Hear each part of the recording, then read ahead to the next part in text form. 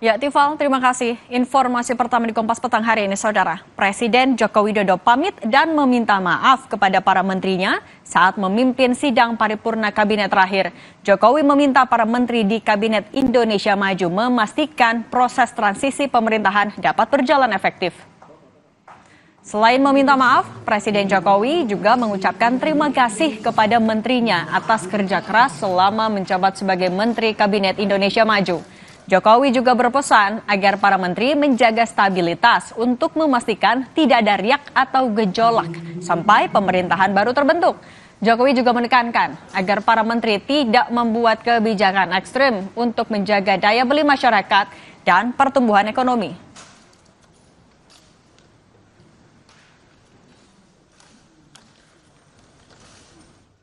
Jangan sampai ada riak-riak gejolak sampai pemerintahan berikutnya terbentuk. Artinya, kita harus bisa menjaga daya beli masyarakat, jaga inflasi, menjaga pertumbuhan, menjaga keamanan, menjaga ketertiban, dan jangan membuat kebijakan yang ekstrim, terutama yang berkaitan dengan hajat hidup orang banyak, yang berpotensi merugikan masyarakat luas, yang berpotensi menimbulkan gejolak. Menteri Pertahanan yang juga Presiden terpilih Prabowo Subianto juga hadir dalam sidang Kabinet Paripurna terakhir di Istana Garuda IKN hari ini. Saat memimpin rapat, Presiden Jokowi juga sempat berpesan kepada menterinya untuk mendukung program kerja pemerintahan Prabowo Gibran selanjutnya agar dapat berjalan cepat.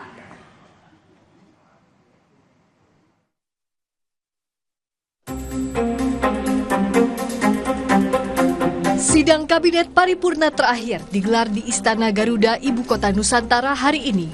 Selain arahan Presiden Jokowi di depan para menteri, Presiden terpilih Prabowo Subianto juga menegaskan janji keberlanjutan untuk meneruskan sejumlah kebijakan yang relevan di berbagai bidang. Hal ini disampaikan Menteri Agraria dan Tata Ruang Kepala Badan Pertanahan Nasional Agus Harimurti Yudhoyono usai sidang kabinet.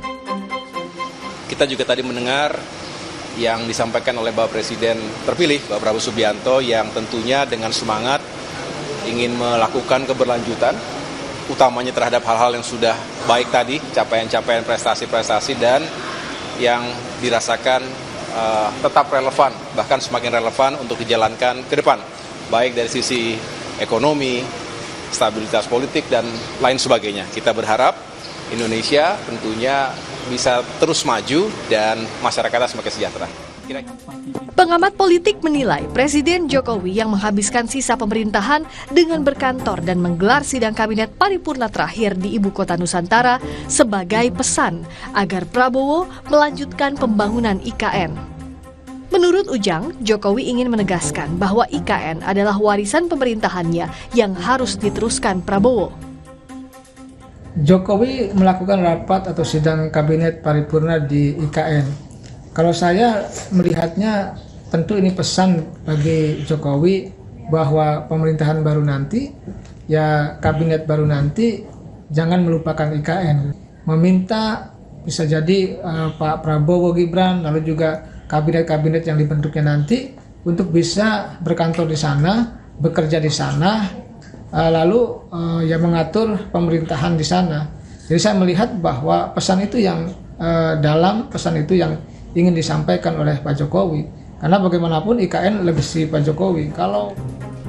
Hingga kini Jokowi belum menandatangani keputusan Presiden soal pemindahan ibu kota negara ke IKN.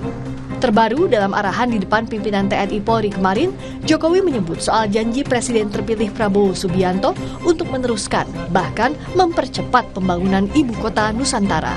Tim Liputan Kompas TV. Presiden Jokowi menitipkan sejumlah pesan kepada menteri dalam sidang kabinet paripurna terakhir di IKN. Salah satunya agar menteri menjaga stabilitas, tidak membuat kebijakan ekstrim di masa transisi pemerintahan ini. Apa makna dari pesan Presiden Jokowi?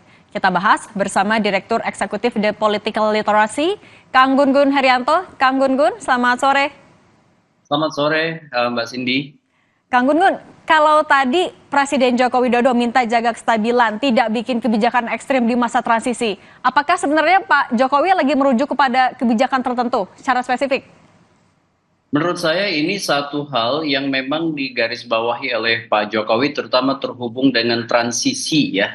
Karena apa? Ini adalah fase krusial dari pemerintahan Pak Jokowi ke Prabowo yang akan beralih 20 Oktober, sehingga kemudian dibutuhkan prakondisi yang memadai dari sisi stabilitas dan dari sisi arah kebijakan. Dan tentu salah satu yang dimention secara eksplisit oleh Pak Jokowi untuk para menteri tidak membuat ya kebijakan yang ekstrim dan lebih mengacu kepada kondusifnya transisi. Dan itu tentu satu kewajaran disampaikan oleh Presiden. Kenapa? Karena tentu Pak Jokowi menginginkan soft landing dan kemudian juga proses yang berlanjut ke Pak Prabowo dengan satu perencanaan yang jauh lebih baik. Kira-kira begitu. Tadi kalau Kang Gun-Gun sempat menyinggung karena ini adalah momen yang krusial. Krusial itu artinya adalah tadi karena Pak Jokowi memang pengen ada soft landing atau justru ada sesuatu di baliknya yang bikin Pak Jokowi akhirnya merasa harus menegaskan itu di sidang kabinet terakhir. Ya, karena pasti ya ada konteks. Kenapa saya bilang krusial? Karena kan ada dua hal. Pertama, soal penyusunan kabinet ini adalah fase krusial bagi presiden yang akan menjabat. Kemudian yang kedua, bagi Pak Jokowi sendiri bicara soal keberlanjutan legacy IKN. Ya, dari sisi pilihan tempat misalnya rapat kabinet terakhir di IKN, kemudian berkali-kali eksplisit menyampaikan keinginannya untuk ada keberlanjutan soal IKN dan beberapa kali juga mention soal janji Pak Prabowo untuk mempercepat. Ini semua kan menjadi satu pesan yang atau serangkaian pesan yang semakin mengeksplisitkan keinginan Pak Jokowi agar Pak Prabowo itu kemudian juga tetap melanjutkan IKN ini dalam konteks skema dan arah kebijakan serta politik anggaran yang kemudian dieksekusi nanti oleh Pak Prabowo. Saya melihat ada semacam peneguhan atau proses reinforcement dari pesan tersebut pada Pak Prabowo, dan ini tentu menjadi semacam pesan khusus sebenarnya yang saya tangkap. Berkali-kali Pak Jokowi kemudian menyatakan ini secara eksplisit. Saya kemudian juga melihat ada proses kontekstualitas ya dari pilihan tempat, narasi yang dibangun, sekaligus juga implisit sebenarnya belum begitu yakin soal apakah kemudian proses ini akan diteguhkan oleh presiden baru dalam konteks skema kebijakannya. Kira-kira begitu. Artinya sampai dilakukan reinforcement karena Pak Jokowi masih belum mendapat kepastian atau ketenangan bahwa presiden terpilih Prabowo akan melanjutkan IKN. Ya, dari beberapa indikator-indikator kan sebenarnya kita bisa lihat dilema ya yang kemudian nampak di Pak Prabowo soal IKN ini, karena tentu IKN bicara soal investasi besar ya. Kemudian juga ada skala prioritas quick wins yang dibutuhkan oleh Pak Prabowo untuk mengeksekusi program-program yang tentu dikampanyekan di masa Pilpres kemarin, seperti makan siang gratis dulu istilah narasinya, meskipun sekarang mungkin sedikit dimodifikasi. Tetapi itu juga tentu membutuhkan anggaran besar. Selain tentu juga Pak Prabowo harus masih membaca arah perkembangan atau dinamika sosial ekonomi, terutama ekonomi global ya, termasuk juga tekanannya pada situasi ekonomi dalam negeri. Contoh misalnya bagaimana inflasi besok ya, dan itu kan harus dilihat. Selain juga apakah masuk tidaknya investasi dari para investor di IKN. Karena kalau ditanggung dari APBN tentu akan sangat berat. Nah, pertimbangan-pertimbangan ini kan pertimbangan-pertimbangan besar bagi seorang presiden yang akan menjabat. Kenapa? Karena dihadapkan pada realitas kekinian atau aktual fase awal pemerintahan membutuhkan quick wins yang itu bisa menguatkan public trust. Dan itu tentu ada skala-skala prioritas. Nah, apakah IKN ini menjadi satu di antara top of mind yang akan dieksekusi di awal atau mungkin di tengah, saya tentu harus lihat arah politik anggaran yang kemudian nanti dieksekusi oleh Pak Prabowo begitu. Oke. Presiden Joko Widodo memang berkali-kali menegaskan soal keberlanjutan termasuk juga soal IKN. Kang Gunggun, terima kasih sudah berbagi di Kompas Petang. Semoga sehat selalu. Ya.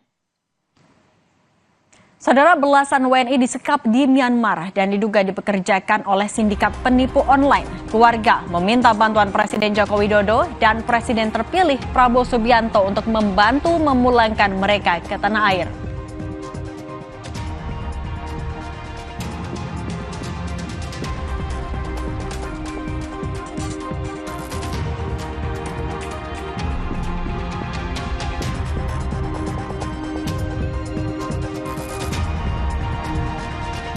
Kami juga soroti soal Ketua KPK Nawawi Pemulango yang mengungkap telah menemukan mobil yang diparkir Harun Masiku bertahun-tahun. Tapi hingga kini buronan itu belum ditemukan.